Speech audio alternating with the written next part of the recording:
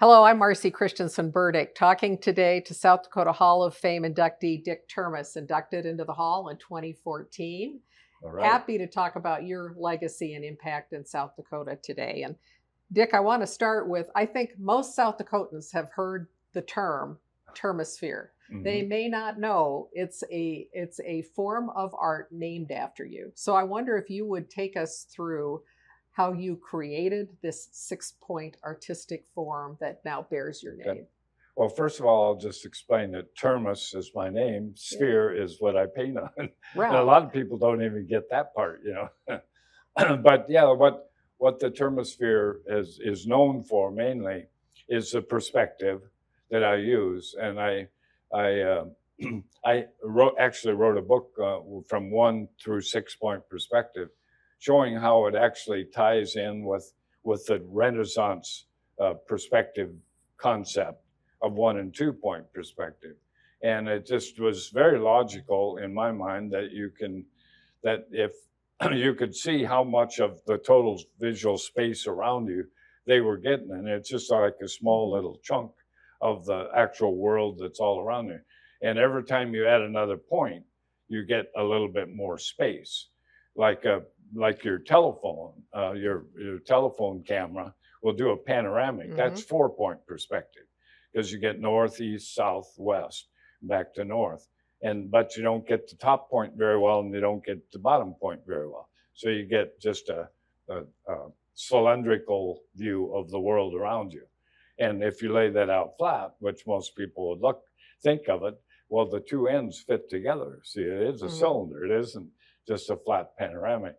And what I did was, I actually realized this after I hit on the 6 points, is so why did you want to get to 6 points?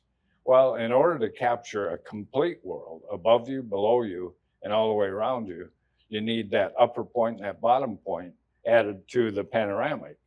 And it's if you think of it this way, it's the simplest way I can explain it. You're standing in the middle of a railroad track, and you're looking off to the north, and the railroad track goes off to infinity. That's 1 point.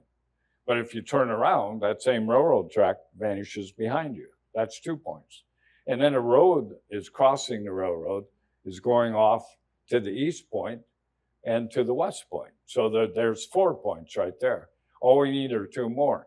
You look at all the telephone poles and buildings that are outside, all the up and down lines run to a point above your head. If you project it in a sphere, or even in your own mind of where are those lines going, they project to a point above your head and a point below your feet, all the way around you. So that's being inside of a transparent ball, you might say. You could actually analyze the 6 points easily. And so that's the basis of where it comes from. And why it came was I was interested in capturing complete worlds. So in the end, that's my motivation, is even though I'm doing it on the outside of a ball, I'm imagining it on the inside of the ball. So if you look at it like this, but you think of it like this, it actually is just the way the world really works, the visual world. So as you were creating these beautiful orbs now that we've seen across the Black Hills and around the world, were you encouraged in this art form that you had really invented something different, or were you discouraged and, oh, that'll never fly? No, I think in time, I think the arts world will realize that I've done something different than anybody else. And that's that I've created complete environments and a way to paint all of that. So it's in one continuous piece.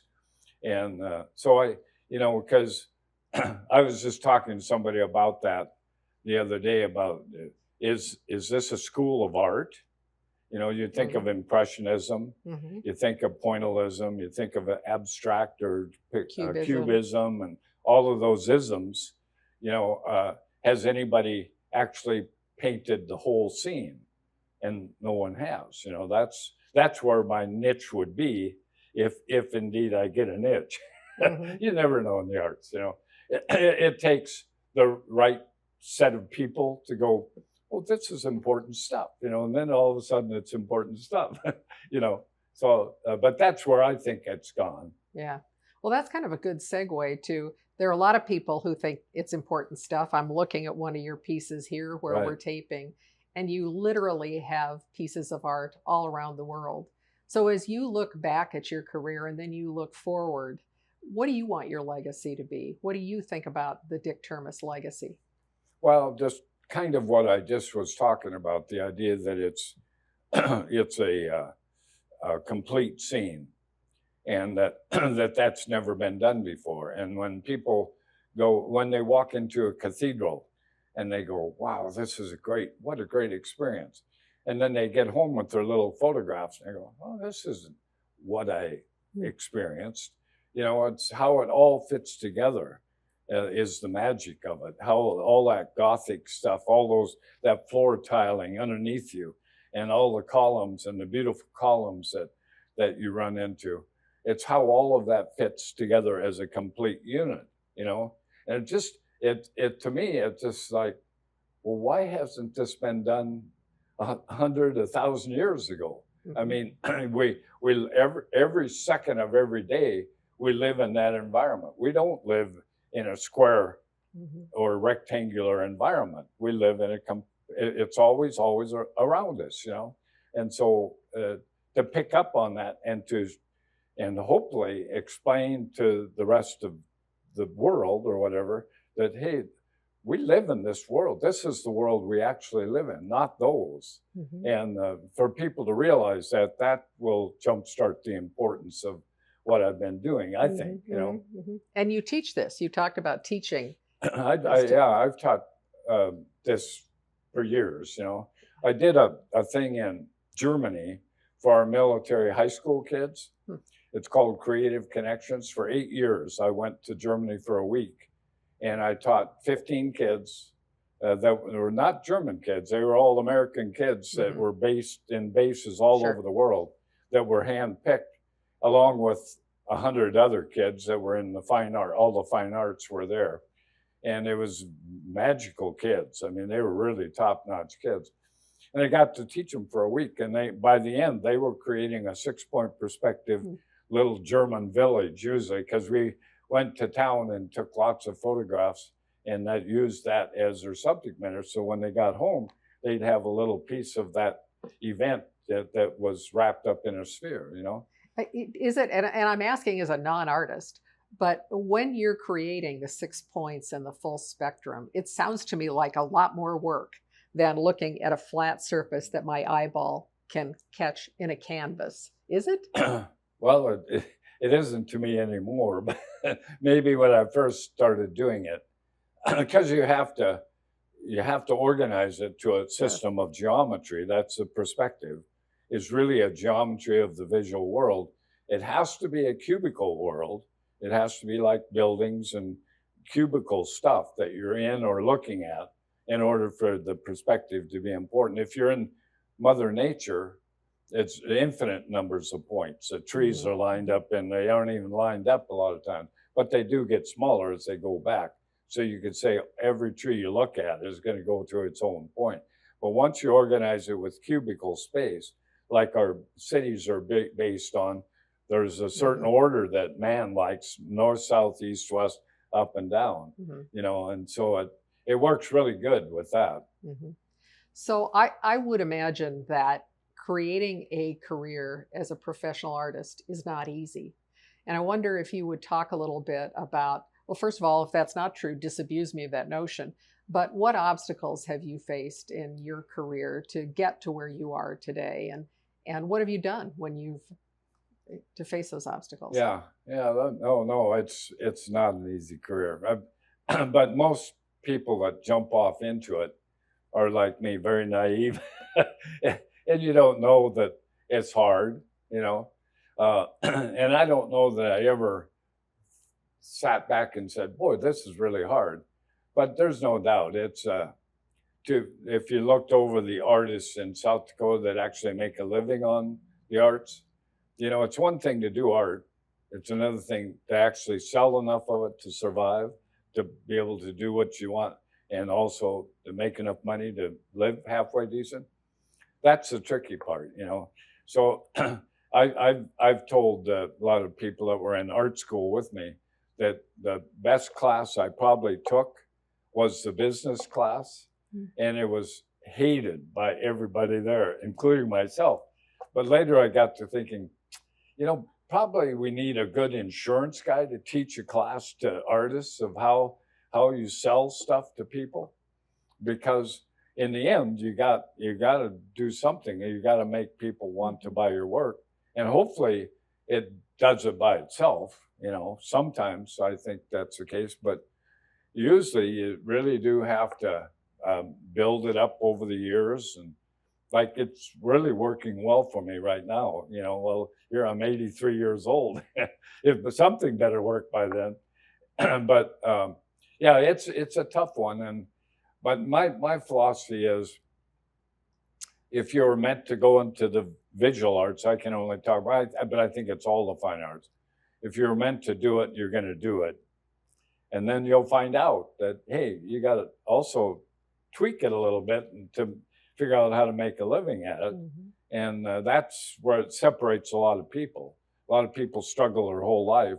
Other people figure out how, and you don't have to sell yourself out to do it. I haven't at all.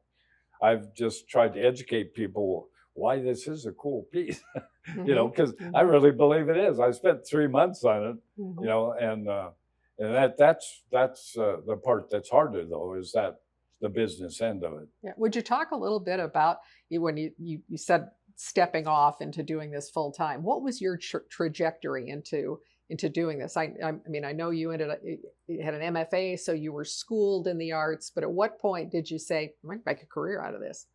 You know, I think when we decided to make a gallery at our place, it sort of was the big step.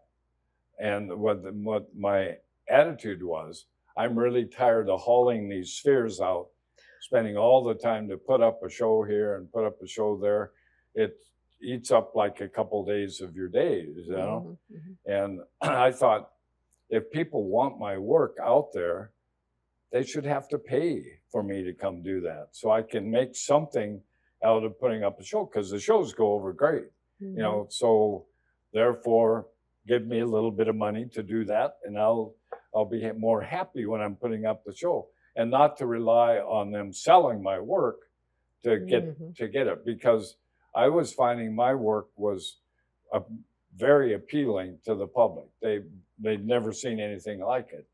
So that part really worked awfully well. And I thought, okay, well, and that was my business hat I put on. Said, if it's appealing, then will people or the whoever has the show pay for it? And they did. And a lot of artists go, how do you get paid to do that stuff? We have to work to even get into that place. Well, I think it might be even appealing to universities or museums or whatever to know they have to pay a little bit to get you there. Then it's kind of appealing to them. They put you in a different spot, you know. So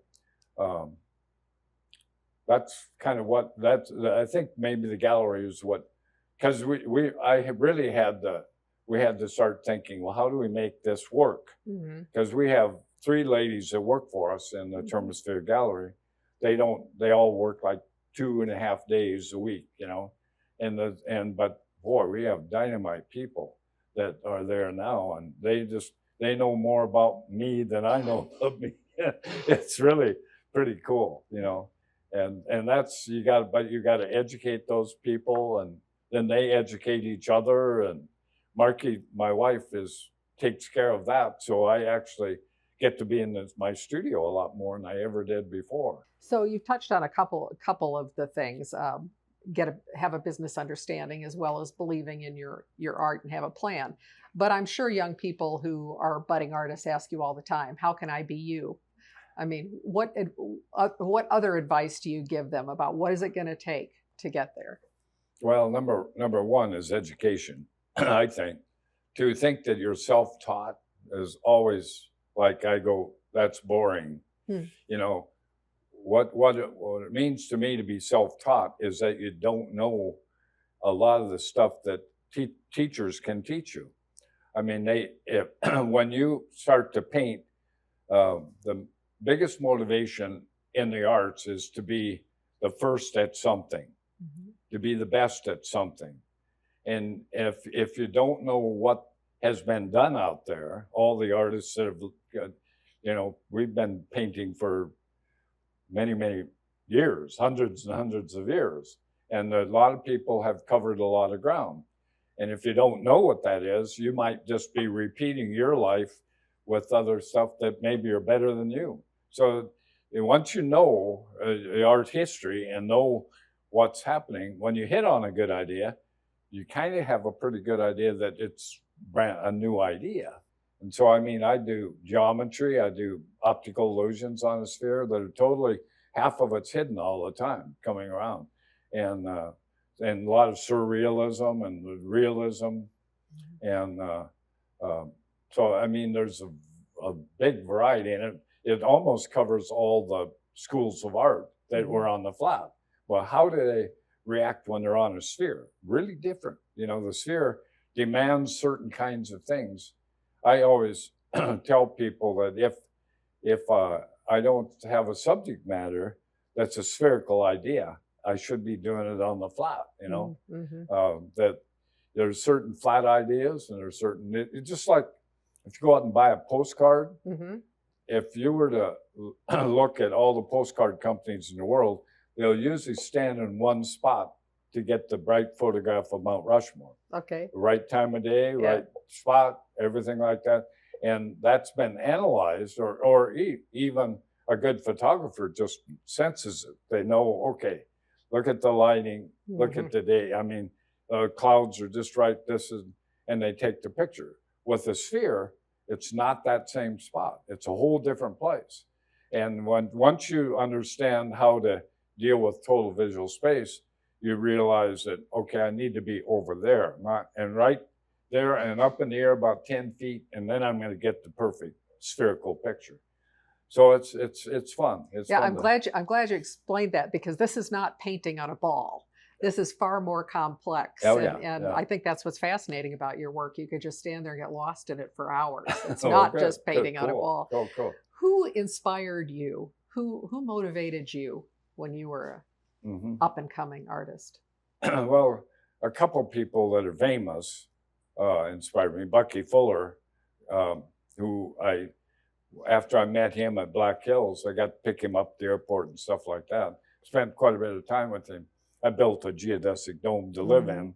Now we have 7 of them out there that we live in, and greenhouses and all of that, Airbnbs, and but it was all Bucky Fuller. But he also taught me about the geometry of the art of the sphere. He didn't ever go to the sphere, but he kind of did, because a dome is the geometry on a sphere, the points of a sphere. So he kind of did in a way, but he was like influential on a lot of his concepts, and his books that I've read taught me a lot of other stuff too. But MC Escher is one of my heroes, and I actually met his son. His oldest son came to our place a couple times, and I think because of that, I ended up, when MC Escher would have turned 100 years old, I got to be part of a show at the University of Italy, the University of Rome in Italy, one of 4 artists that were picked to show with him, and which is one of the biggest things that ever happened to me, was that particular show. And just studying his work after I did this, I came up with the sphere. I had it for the 6 points for about 3 years. Everybody kept saying, "Oh, you must be inspired by Escher." I didn't know who Escher was. So I finally looked him up, and then, oh, no wonder they're saying that. A lot of my concepts were the concepts he played with. So I had to challenge myself every time I had an idea. I'd go to his book to see if, he didn't have that idea, I was going to do that more. But so those 2 are very big time. And artists like George Seurat, who did the pointillism, I love the idea that he found something unique And now our digital cameras are all playing Right, off points. of George Seurat. You know, I mean, Mhm.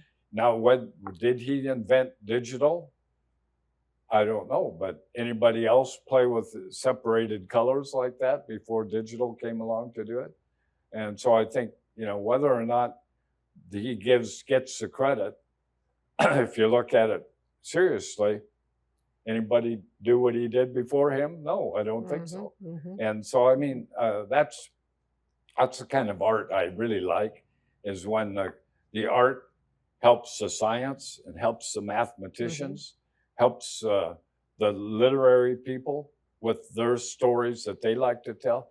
I always love it when they have to go to an art piece and they go, "This inspired me." You know, that's is a real plus for an artist, I think. Would you I talk? get carried away. I'm No, sorry. no, I love that story.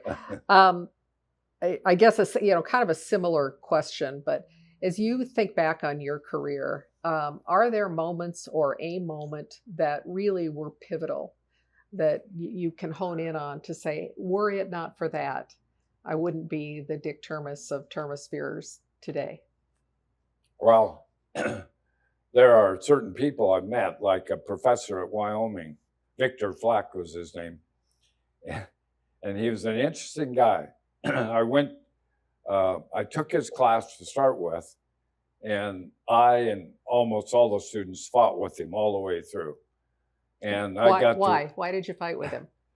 his concepts and his either do it this way or it's wrong.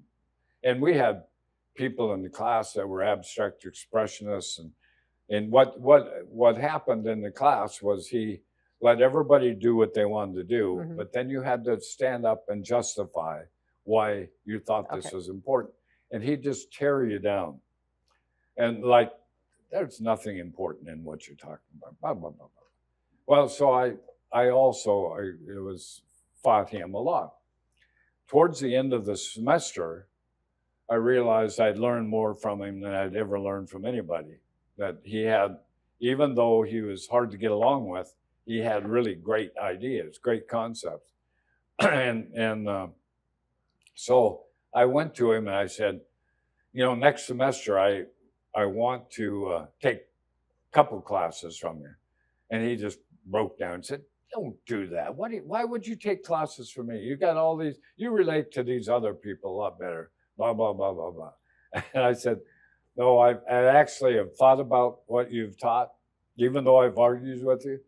And I think you've taught me more stuff than anybody I've ever been with before.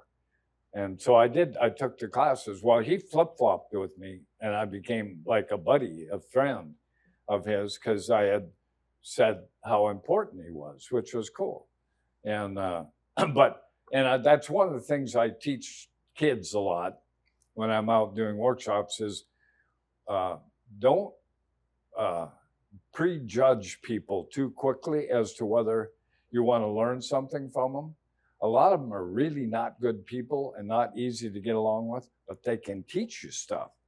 You know, if you can get something out of them, go along with them a little bit and learn what they have to teach you, then separate yourself. And later you can say, well, he was, you know, he good, just like I'm saying about Vic Flack. He had really good ideas, but he was really was not a very good teacher. But kind of in a way he was. But he dug into you so bad. I mean, you'd go home and just throw the painting away because it just was torn down. Or you'd think about, okay, so what if you pack all this stuff that he's talking about into a painting? And that was the idea, that a painting has to have lots of levels to it. It can't just be a pretty thing. It has to have, you know, I mean, I'm just making this up, but a geometry level, it has to have a literary level, it has to have, you know, all of these different things that can pack into. The colors have to have a good reason why the colors are there. What are they talking about when you do that? They're not just pretty, but some other level. And so, I mean, he taught me how to pile stuff into a piece.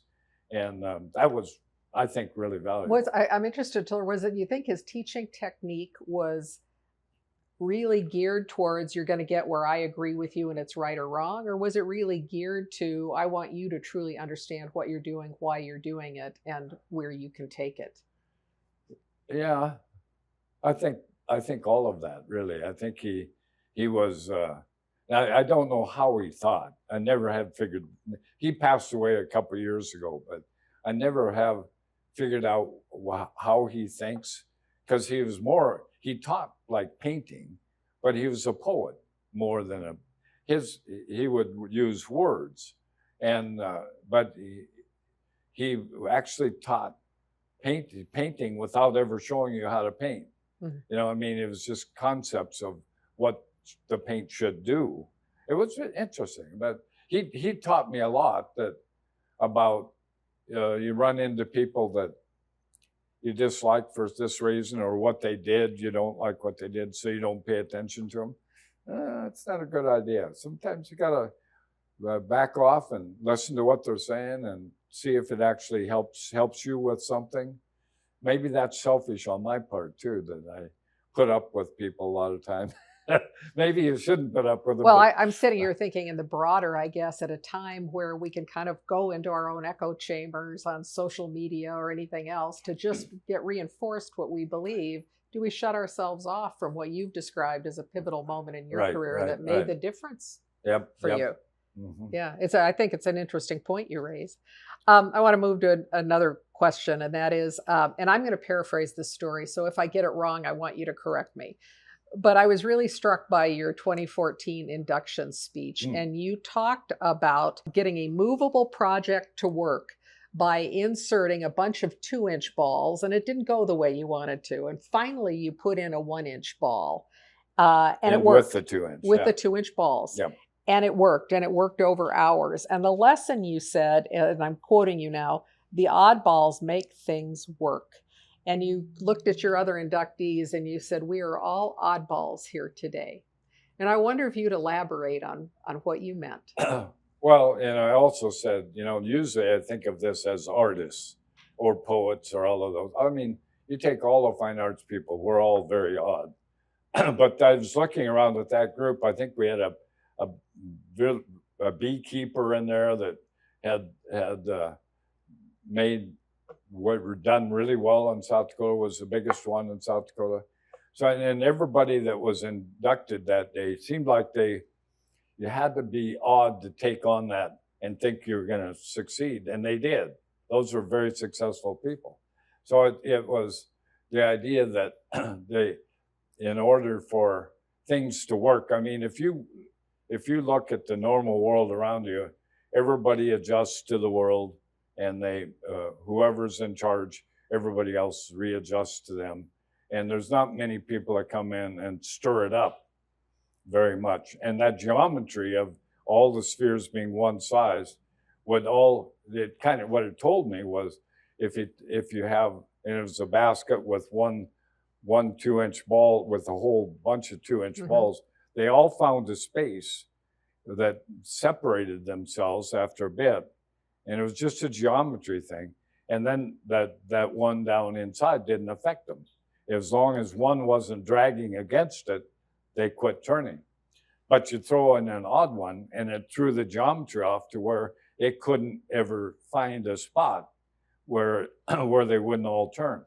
And it just occurred to me, because I liked it. A lot of my ideas I do without knowing why I'm doing them. And then later I go, oh, this really fits this concept. Like, for instance, one of my pieces I did, it's called Hidden Persuaders. And that's a sphere with black arrows and white arrows that fit tight together. One of them's going to the left, one's going to the right. And they go to infinity. They get smaller and smaller and smaller. And I had this on a public media. I can't remember which one it was, but it was like the biggest numbers of people that looked at it of anything I've ever done. And but what I say in it, and my my explanation, I think, helps to make this important, is that in our world, there's people that are trying to persuade you all the time, to persuade you to be a Democrat, Republican, right wing, left wing, whatever all the different things are, and that this sphere, once you leave the center part where you get a choice of black or white arrows to choose, I force you to see black arrows over here. I warp them to see black arrows. I warp them to get white arrows on this side. And it was interesting because some of the young people that were responding said, you can't control me. I did. I mean, that's what you do. And most every job we have is trying to do that. We're doing a hidden persuader job. I try and convince people to buy my art. Mm-hmm. Other people try and buy insurance. Other people buy this apple instead of this apple. And so, I mean, it's such a nice universal piece to show what Hidden Persuaders is all about. Mm-hmm. And that we warp what you're going to learn, so you'll probably believe this, and you'll warp over here so you believe this. And we have to realize that. I mean, that's part of the political world is very strong on that. All you get is one set of information over here, another set of information over here. People that just follow that are going to believe that, you know. So it's interesting. Yeah. We talked a little bit about that. Your work is literally being exhibited all over the world. And I almost am loath to ask you this question, because I'm sure that every piece of art you've created has a special place in your heart for some reason. But are there some that really stand out for you that are special for whatever reason? Well, I'll just talk about a couple of them. One is the Pantheon in Rome. And I went to Rome and stood in the middle of the Pantheon and read up on it and found out that the Pantheon is, it goes around and then it goes on cylinder walls. But if you were to follow the dome, the floor right underneath it would be part of the sphere, the bottom of the sphere. And I thought, oh, that is just so spherical, you know, it's so perfect. And so I moved to the center of the room to do the sphere, because that was too much part of it. I didn't want to be off on the side where the geometry wouldn't do what I was talking about. So that piece, and it just turned out so well. I just really liked it. But I have to tell you about a piece that I just did that excited me a lot. I got a call from the legislators in South Dakota, and they were having their, I think you guys actually covered this, or public broadcasting did, covered this, but, and the idea was they were on their 100th anniversary of legislative sessions, and they wanted something to commemorate that. And they invited me to come to Pier to talk to them about it, to possible Termesphere. So anyway, after I talking to them, I said, so what would this be of? Well, the Senate chambers would be really a beautiful environment to wrap on the sphere. I said, isn't there a House chambers too? They said, yeah, just over there. Looks just close to this. And I said, well, so will you get in trouble with the House if you do a Senate sphere? Yeah. I said, well, you know, something I do really well is I can put the House chambers on this side, Senate chambers on this side, and melt them both together. And you can do that? And I said, well, that's kind of what I do. You know, I do that kind of stuff. They said, well, that would be absolutely wonderful. And I think that helped really make the sale. So, but then after I got back, they were convinced to do it, but they had no money. Well, money is always the big problem, you know. They talked and they said, you know what we need to do is send out a letter to the legislators, 100 some that are there now, plus all of the ones in the past, and see if they'll donate. And within like a week, they had 35,000, I think. So they actually found the money for it, and it came out of their pocket. They didn't get it out of the public at all. They just donated. They thought this was a cool enough idea, and so that was one of my favorite ones, and it really turned out wonderfully too, I think. And is it being exhibited in Pierre? It's on the 4th floor. Yep. Well, I'll have to the look at it. Senate, where they actually do their work. Sounds like a tremendous metaphor for what government should be when it's working Yeah, effectively. yeah. Hopefully it'll help pull them together as a sphere a Yeah. little bit Well, more. I'll have to make a point to see it. So I have time for one more question. Okay. And I want to ask you, what is the recognition of being inducted into the South Dakota Hall of Fame mean to you personally and mean to you professionally? You know, of all the awards I've gotten quite a few awards. It's a very special one. And the reason for that is South Dakota is an array of ranchers, farmers, business people, you know, and for me to be important enough to get this award, that's a big honor when all of those kinds of people that you're competing with, doctors and lawyers and politicians, and I mean, there's a lot of people out there, and then to actually get selected, you just kind of go, South Dakota would not be easy to get this award in, I don't think, for an artist type, although there's some really great artists that are in it. But to be alive and get the award, it was a big deal to me, and it is a big deal to me. Well, it is a big deal because your artwork, it makes we as South Dakotans so proud. Cool. And it does stand, we will stand the test of time, and it stands alone. So Well, Dick thank you. Termes, good to see you today and have a Good to conversation see with you you. too, and thank you for having Thank me you. come You talk. bet. Thank you.